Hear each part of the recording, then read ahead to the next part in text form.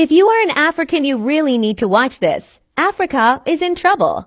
Sub-Saharan Africa has been fundamental to the global prosperity of the advanced countries.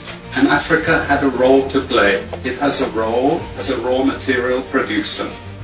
We will not allow Sub-Saharan Africa to escape that. Okay, we do everything to keep Sub-Saharan Africa where it is, also impoverished. It's absolutely vital for the prosperity of everyone else. So let's get clear about that. Okay, and this means all the economic structures, all the global institutions, and the economics we teach everyone is all designed to keep Africa exactly where it is. And whether it is Europe or US or now China, it's always the same. We need Africa to be impoverished because we need those raw materials and we need them dirt cheap. Okay, so that's the message. It doesn't mean to say that there's nothing Africans can do. Of course there is. This is what it's about. Because if Africa does do something different, I assure you living standards of all those in Europe and North America and Asia is going to fall. Okay? And that is a big price to pay. I assure you that the West is not going to allow that without a big fight.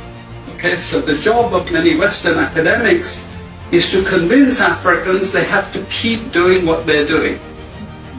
Okay? And to show them it's your fault that you're poor. It's not our fault. It's your fault that you're poor. You know? So this is what we do in academic institutions. We know the basic forces that have caused this underdevelopment. We know it's colonization. We cannot afford to allow Africa to industrialize and start producing manufactures. Okay, so we will do everything to stop that. And I'm going to show you how we actually block that. We had East Asian rapid industrialization processes. So in the earlier period, we had Japan and Korea and Taiwan.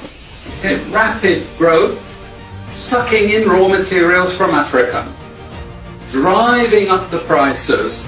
After those countries finished industrialization, then Sub-Saharan African growth rate again fell. Sub-Saharan Africa is condemned to this role, just the supplier of raw materials, not a manufacturer. The currencies are collapsing of these countries, and many of them are Sub-Saharan African countries. After colonization ended, we needed new structures to keep these countries where they were. Okay? And the first of those is aid. Okay, we give them aid. Aid for what? Actually, we give them aid to keep repressive regimes in power. That's all. All the hypocrisy about transparency and democracy and bullshit like that, it's all bullshit. But it would go to country after country offering loans. And if the president did not accept the loan, they were killed. It's just economics. It's economic warfare.